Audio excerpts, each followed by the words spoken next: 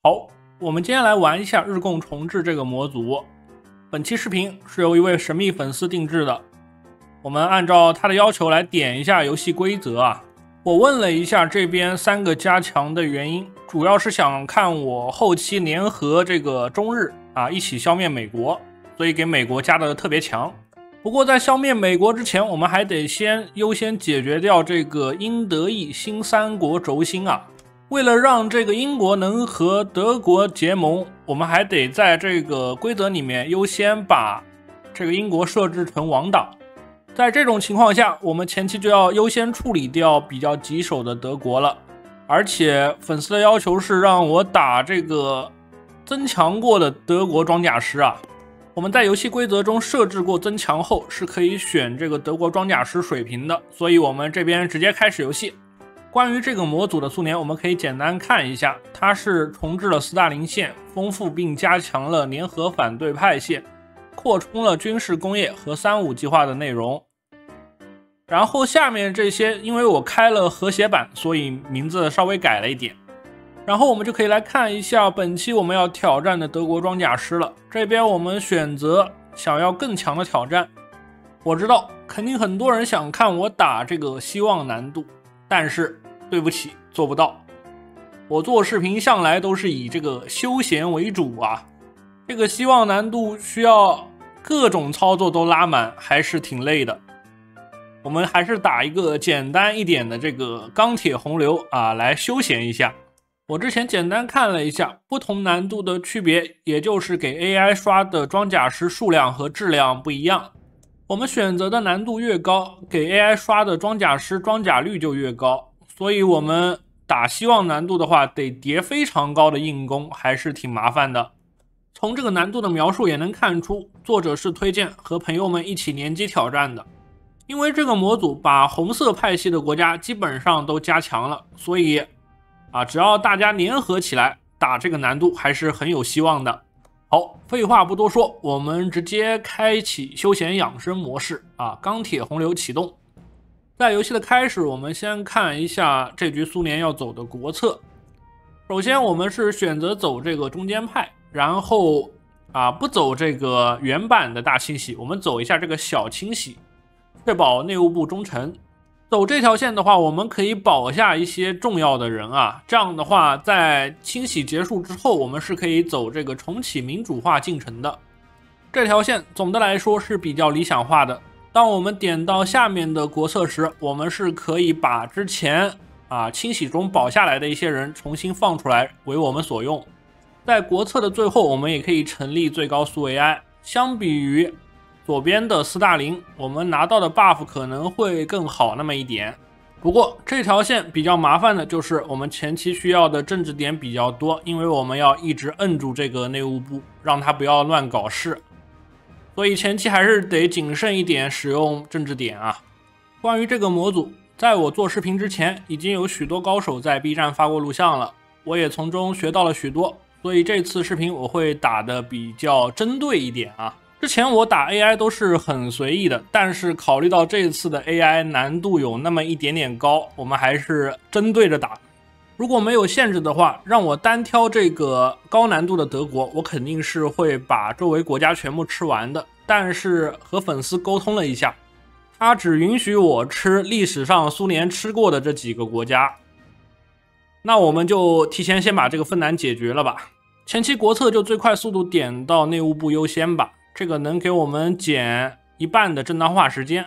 这局我们还是要专门造点防空的，因为高难度德军的骇人轰炸还是很离谱的。前期工厂先这么简单分配吧，我们要大量的造步枪，因为要进行一个战备训练。科技的话还是老3样，这局我们就不走中间的火炮科技了，直接走右边的反坦克炮，最快速度把反坦拉满，然后再记得点一下改装，给我们坦克换一下炮。如果怕翻车，可以把工业往后建一点，一般都是建在大河防线之后啊。我们优先挑这种有6个格子以上的地来铺基建。派2个师去埃塞进修一下，差不多就可以开始游戏了。在游戏开始后，我们会出现2个决议，一个是游戏性选项，一个是苏德战争难度选择。游戏性选项的话，就是给我们获得一个 debuff， 我们需要花费大量的陆军经验去消掉这个 debuff。如果大家想让自己后期变得更猛一点，可以点一下；如果想节省经验的话，就不管这个。这边为了给大家讲解一下，我们还是选择啊，然后预备役编制的话，小规模就可以了，区别并不大。然后就是苏德战争的难度选择，这边可以选择已经没有什么好怕的了。德国在开战时获得较强的进攻加成，不知道它这个加成有多久啊？可以试一试。点完之后，我们可以看一下决议这边啊，就出现了我们军队建设的选项，需要我们满足一定的经验值才可以点。投入预备役训练会减掉我们相当多的步兵装备。他会在开战的时候给我们进行动员，把这些装备再还给我们。总的来说是比较赚的。内务部优先点完后，我们就可以直接正当化芬兰了。看一下多少天啊？120天。有多的点数记得控一下温啊。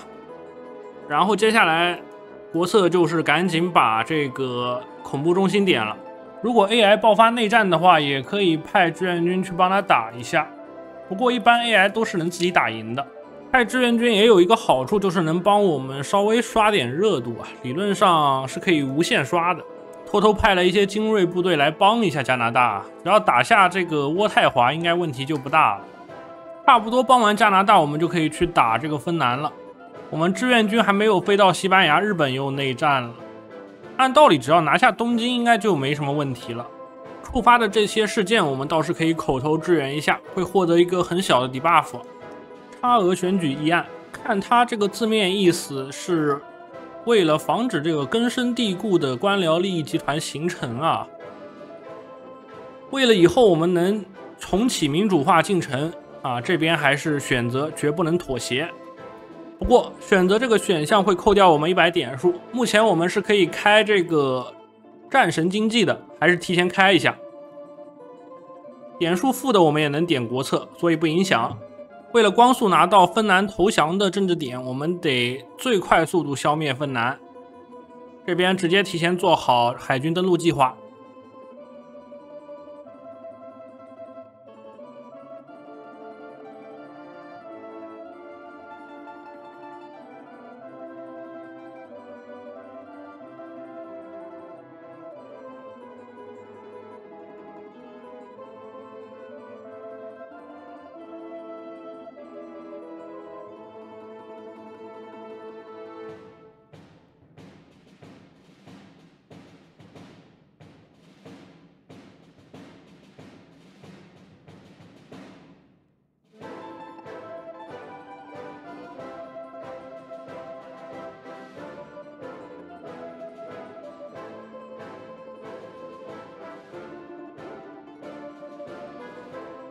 我打的时候特地放慢了一点速度，就是怕他投降的太快了。等他这个事件出来，我们就可以把他打投降了。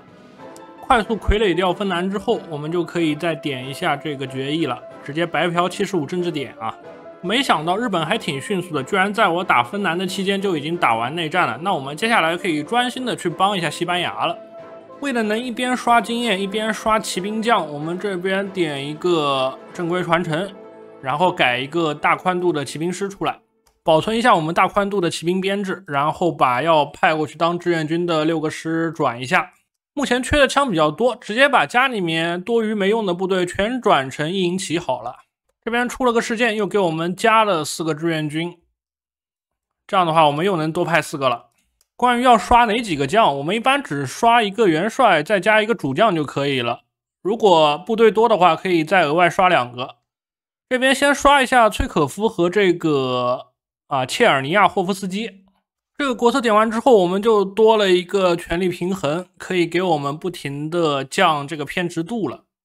剩余的几个国策我们要等一段时间才能点，所以现在还不能着急啊。如果没国策可以点的话，可以先点一下左边的工业线了。关于这个权力平衡有一个好处，一旦我们拉到最左边的话，可以额外降一点偏执度啊，这个作用还是非常大的。好久没有看事件了，这个事件原版有吗？内务部的叶若夫指控雅各达实际负有叛国罪，并在他的家中找到了无数腐败的证据，其中包括95瓶法国香水、1008个古董餐具和73根外国制造的高档钓鱼竿，还有无数外国的名贵服饰。看样子这个雅各达还是非常喜欢钓鱼的。这个事件点完之后，我们就开始计时了。只要等210天，我们就可以点这个重组内务人民委员会了。这个点完的话，我们这个权力平衡就非常的好拉了呀。视频到这儿，我们短暂休息一会儿。非常感谢神秘粉丝望舒心对本期视频的赞助啊！望舒心按摩仪有2点深得我心：第一，有用，酸了一按马上就缓解了；第二，方便，可以走到哪儿带到哪儿。就是这长相确实有点丑，张牙舞爪的，实在不好看。但是往身上一戴，开关一按，还是非常舒服的。它刚好能贴住我的肩膀和脖子，而且还是这种仿人手抓捏的，能直接把我的肉提起来。酸了的时候这么一按，分分钟就缓解了。讲真的，有时候发个视频干素材，配音剪辑一堆事，一天下来肩膀又酸又胀，特别不得劲。更别说脖子，低了这么久的头，贼难受。所以现在有了它，简直就是救了我大命。不管干啥，只要肩膀酸了，我只要把胳膊往袋子里一穿，松紧带一扣就好了，玩手机看电脑都不影响。而且你看，一共6个按摩头，上面4个裹住我的脖子，下面2个提拉肩膀酸痛的地方，可轻可重，可快可慢，还有2档热敷，每次按个10分钟，肩膀直接轻一半，缓解酸痛的效果真的特别及时。我还试着按了一下其他地方，就是按腰得找个靠背垫着，不然会跑。按小腿肚倒是挺舒服，可以一试。总的来说，我觉得这个按摩仪性价比还是不错的。如果朋友们有肩颈困扰的，推荐来一个试试，或者呢送给家里长辈用用。毕竟年纪大了，肩颈问题确实会更严重。这个中文按键标注清楚，酸了痛了，开关一按就能用，比他们自己练有用多了。总之，这台按摩仪推荐给受肩颈问题困扰的朋友们，大家有需要再下单，优惠券放在评论区了。希望大家工作时都有一个轻松的肩颈，远离肩颈酸痛。好久没有刷酱了，刷的也不是很熟练啊，在西班牙这边刷的是非常慢的，不过不用着急啊，我们待会儿可以在波罗的海那边慢慢刷。西班牙这个地方主要还是以刷陆军经验为主，当我们经验值刷到150之后，就可以改变一下战术思维了，能帮我们把开局点的这个 debuff 给它消一点啊。这边收到一个消息，好像东方某个神秘势力准备动手了啊，已经把这个日本给拉进去了。这个国策的时间应该卡的是刚刚好，点完这个国策之后，我们就可以再继续完成第2个5年计划了。如果这个国策点不了，多半是因为这个权力平衡没有搞好啊，这个一亮就要点的，尽量保证在轻微失控。这个推可夫已经3个技能 98% 了，我们直接换人。当我们拥有20万步兵装备，就可以增加1次战备度，一共要增加5次，这边直接点就行了。重组完内务部之后，我们就能很轻松的来拉权力平衡了。不过这个降偏执度的最好留着一点用。速得条约我们肯定是签的，签完之后2个装甲卡，最快速度把这2个中坛底盘给研究出来。虽然西班牙的奖学金已经不值钱了，但是我们还是能摊一点是一点啊。现在16%，摊完看一下，帮我们节省了3个民用工厂，还可以吧。很快切尔尼亚霍夫斯基也刷好了，我们再换啊。不过也没必要一直刷新人啊，我们把这2个司机也刷一下。时间差不多了，我们来处理一下图哈切夫斯基案。这边可以避免一次清洗扩大化。图图怎么样都是留不下来的，这也没有办法。然后随机有3个军官会畏惧斯大林，因为神秘势力已经成功启动了，我们这边可以直接开始156项工程。点完之后自动完成了2面红旗的国策，然后在战略决议里面找到这个。虽然这个决议会给我们吃一个很大的 debuff， 但是为了我们将来考虑，肯定是越早点越好啊。这边还有一个斯大林同志担任元帅，其实斯大林也可以拿出来刷的，我们也念一下。虽然可以直接邀请日本的专家，但是我觉得美国专家更香一点啊，它这个生产效率实上限呢。目前我们用的还是全骑兵带3支元年的编制，这个编制又能刷经验又能刷将啊。差不多等这个军事工业专业化点好之后啊，我们就可以开始大规模建军工了。90天之后，也就是38年6月。目前我们已经建了快100个民工啊，一般100个民工就够用了。我刷了半天才发现，我们这个罗斯基居然被惊吓了，看了半天没看到。到了这个38年的3月份，我们就可以点布哈林的信了啊，这个是可以救布哈林的。关于军工怎么修，我建议还是修在乌拉尔和远东地区啊，因为可以给我们刷10个军工出来。如果担心远东基建太低的话，可以在这边先点决议把基建拉一下。关于布哈林的信我就不慢慢读了，我不知道这个是真的假的。我们这边选一下啊，再审布哈林案件。选择完之后，过了一段时间，我们就可以选择追责内务部了。这样的话，布哈林、里可夫、托姆斯基都会幸存。点完我们就瞬间完成了这个国策。接下来我们就可以点我们最后一个啊，恢复党内秩序了。这个点完我们就成功安全度过了大清洗。这么一连串的点下来，可以看到我们这个政治点数确实是一直不够用的，大家使用的时候得小心谨慎一点。打到这边算是把德意派给西班牙的志愿军全部吃完了，其实吃不吃都一样，毕竟德国的部队都是刷出来的。大清洗结束之后，我们接下来的国策主要就是拿这些科技卡。这边有一个苏联火炮能给我们2张超前卡，还是非常有用的。突然收到一则消息，东边已经打起来了。作为老大哥，我们肯定是要来帮帮场子的。这边直接2个国家都派志愿军。可能是因为这局加强了美国，导致美国直接宣布干涉东亚了，这个可怎么办呀？应该不会出什么事吧？虽然我们没有派特别厉害的部队过来，但是感觉 AI 前线也没多少兵啊，我们随便推一推就能成功拿下了。因为开局设定了英德同盟，导致法国组建了小协约德国很快就和这个小协约打起来了。总算把2级维修年研究好了，我们可以开始造坦克了。不过我们现在坦克的炮还没有研究好啊，还得等一段时间，所以我们先造坦克的壳子。壳子的话，我们先造一下38年的底盘。这个底盘我们给它改成中型固定式炮塔，因为我们待会儿要给它改装成坦肩。多余的经验值我们可以先点学说，把这个规模给它解锁了。这局我们就玩人海佐啊，人海佐减补给消耗还是挺适合我们做大规模装甲师的。在我们的帮助之下，神秘势力算是势如破竹啊，应该没多久就可以统一了。改进型底盘好了之后，我们同样也是先做一个机枪车啊，毕竟我们的改进型中型加农炮还没有研究好，还是差不多的设计。可能很多人会疑问为什么用这个小型加农炮，主要是因为它的硬攻加的比较多啊。到了39年的1月份，我们可以签一下互不侵犯条约。感觉东边的战局也解决的差不多了，我们可以来这个波罗的海刷经验了。差不多就这样吧，经典的3赢5支元年，然后把坦克全给它勾掉，然后把我们家里面这24个伊布什全给它改成这个刷将编制，放到面前，我们做一个可以包围的状态。看了一下，我们这个经验值涨的还是飞快的，应该没多久就能刷出来了。这个主要还是看软攻高不高啊，我们这个部队是放了支援炮的，应该软攻够用了。可以看到，在我们不懈努力之下，东亚已经成功了。接下来就是我们来专门对付德国了。等敌军进来，我们直接开刷啊，很简单 ，Ctrl 右键就可以了。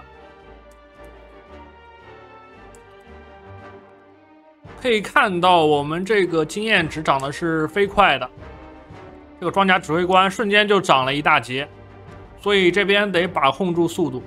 刷到90%几就可以停手了。接下来为了刷地形特质啊，我们得整一个既不会刷步兵，又不会刷骑兵，也不会刷装甲的这个部队出来。这个其实很简单，我们只需要让这个装甲占比不大于40%，步兵占比不大于80%就可以了。也就是我们留下9个师留下9个装甲师。其余的编制我们再给它复制一下，改成步兵啊。这样一改的话，把其中9个师留下，改15个。我们放慢速度看一下它这个增长啊，我们改掉了15个步兵师之后他现在只长鬼谋工兵和这个地形了。总的来说，这么玩是挺累的，不过可能很多人会觉得有意思啊。我们现在就跟这个监控室老大爷一样，一直监控这2个将领的刷将进度，可能一不小心就把这个鬼谋刷出来了啊，这下就不能动了。目前来看，我们这个华西列夫斯基已经神功大成了，可以换人了，换成崔可夫继续来刷。这局差不多就刷成这样吧，也不刷什么强于适应了，我觉得有一个地形特质就已经很可以了。好，到这个39年的9月底，我们的将就差不多刷完了。这一局刷的还是比较随意的，没有专门的去搞这个强于适应，我们就勉强搞了一个装甲步兵加上骑兵的指挥官啊。将领都刷完了，我们就可以把剩下来的这些地全部给它拿下了。不过可能会导致我们经验不足啊，如果想刷经验的话，也可以在这边刷一会儿。当我们这个机械化装备研究好的一瞬间，立刻给它改装一下，减5生产花费以及加2可靠就可以了。如果经验值够多的话，也可以把可靠拉高一点。刷完波罗的海3国之后，可以整理一下我们部队的情况啊，把这些刷将用的部队全部转成我们普通的田线师啊。接下来就是把现有的部队整合一下，开始训练了。我们先做72个满宽度的步兵师啊，训练到满经验，我们再改装甲师。41年的反坦总算研究好了，因为我们有2张超前卡，所以是很快能把剩下来2个科技点出来的。41年给我们解锁了改进型中型加农炮，已经可以用于我们的 T34 了，所以可以先设计一下。设计之前，先把我们这个 OKMO 给它点一个偷工减料啊，10块5一辆，44软工26硬工，勉强可以用吧。然后直接把我们 T34 的生产线给它换成新设计出来的。这边可以点一个改装啊，把我们储藏中的 T34 先给它改装掉，目前改装速度还是非常快的。然后我们原来的这个坦肩壳子先不着急改装，毕竟这个坦肩的炮还没有做出来啊。到了这个40年初召开了国际大会，我比较好奇的是，都已经40年了，为什么 AI 还不和我合并啊？难道是没有给 AI 写这个设定吗？他必须得等我记了才合吗？这局的特工还是非常给力的，做了3次合作，政府直接100%的合作值了，这才1940年5月啊。好，我们43年的反坦克炮总算在40年的6月份研究出来了。我们之前造了大量的坦肩底盘，这下就可以装上去了，直接改设计即可啊。在这个重型武器中选择先进型高速加农炮。这玩意离谱就在于它是200的穿身啊，有点恐怖。然后我们改成自行反坦克炮即可。纸面数据穿甲深度260啊，就算对面出的是重坦，我们也照样穿啊。设计好之后，我们这个坦克直接改名叫苏85了，用这个生产线给它换一下，然后改装。到此为止，我们的3件套就凑齐了，机械化、中坦以及中坦肩。接下来再升级部队的话，我们就需要做重防空了啊！这个里面重防空是能精盾对面的，所以可以提前研究一下。如果觉得这个转换速度太慢了，也可以给它换一个机构啊，毕竟梅季西转换的快一点。好，到了这个1940年的10月，我们离开战差不多只剩3个月了。得赶紧改一下编制了，先把我们72个主力装甲师给它改出来。因为装备还没有造齐，就只能先这么抽象的设计一下。这个编制主要是根据我目前有多少装备来设计的，因为还有很多装备没补齐啊，就先这么抽象一下。待会儿等我们装备补齐了，我们再改成最强的编制。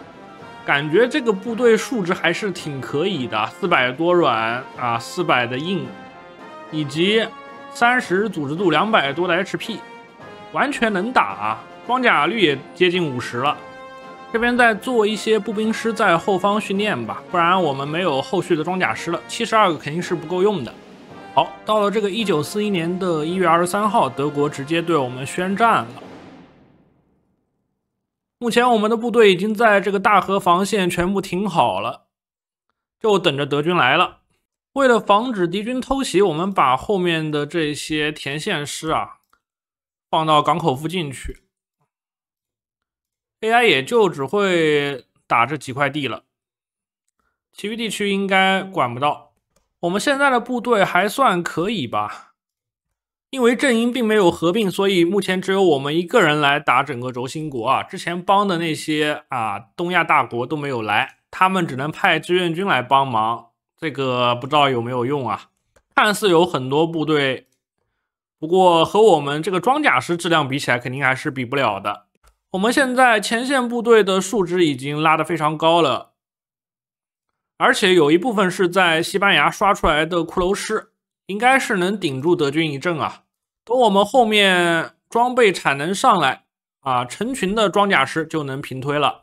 因为我们在开局选了已经没有什么好怕的了，所以德军开战直接有一个巴巴罗萨计划，给他减了补给消耗，加了突破修正，其实也没加多少所以这个 buff 并不是很吓人。为了减缓德军的初期攻势，我们也可以把面前这些补给站都给它炸了，直接全部焦土了。很快就与敌军短兵相接了，我们已经炸掉了前线所有的补给站，所有主力装甲师也已经沿河站好了，并且修了3级铁路过来。从这个战斗气泡可以看到德军装甲师的进攻状态，这个德军装甲师还是非常精良的，它有100的装甲厚度以及95的穿甲深度，但是在我们的装甲师面前有点像玩具等了一会儿，时间到白天了，可以看一下双方的数据对比我们这个装甲师坐地就有1000多的软攻，1000多的硬攻，以及1000多防御，而敌军在跨河的情况下只有400多软，根本打不动我们装甲师，那我们便可高枕无忧了。德军的进攻已经失败了，就更别说他的仆从国部队了。这个罗马尼亚更像是来搞笑的，我们光软攻就已经2000了，他这个碰一下人就没了。打到这边，我突然想起来一个很关键的问题，就是我忘了给德国满加强了。结果在我把铁路炸掉的情况下，德军前线只能堆几个师，这个就有点尴尬了。德军花了一段时间，总算是推到大河防线了，不过由于它不是满加强的，是没办法持续进攻的。打我们这个装甲师基本上是碰一下就趴窝了。局部地区在飞机的加持之下，还是能对我们造成一定威胁的，得调一些部队过来必要的时候开一下技能。如果有飞机进行支援的话，我就直接开始反攻了。不过目前我们还是得先蹲一会儿等我们高级装甲师全部成型之后再一举反攻。格梅利地区的交战还是很激烈的，德军居然聚集了11个装甲师来进攻我这一格我们6个装甲师还不一定顶得住。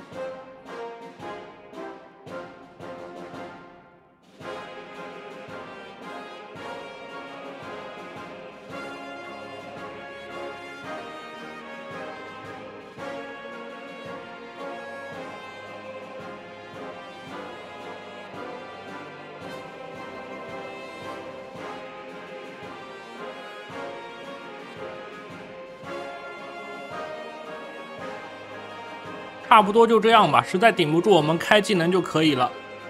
开战已经过了3个月了，看一下我们目前的装备储量，中坦已经又盈余了1万辆了，然后坦歼又有4000辆，可以再改装一下我们部队了。再看一下具体的战报，我们损失了4万多人，换掉了德军63万。然后装备损失方面，我们损失了快500辆坦克，然后德军是直接损失了1万辆装甲了。可能看到这边很多观众觉得这局已经大局已定了，但是别急我们这一局的主要目标并不是德国，而是工业加强了的美国。虽然我不知道美国现在的陆军情况，但是从它的这个工厂生产可以看出，它在大力的制造坦克和飞机再加上整个北美基本上已经是美国的阵营了，我们后续想要解放北美还是非常困难的。如果大家想看我快速消灭德国，并且和美国展开最终的天堂之战，那就赶紧投币吧。本期视频硬币超过5000，过2天立刻给大伙更下一集。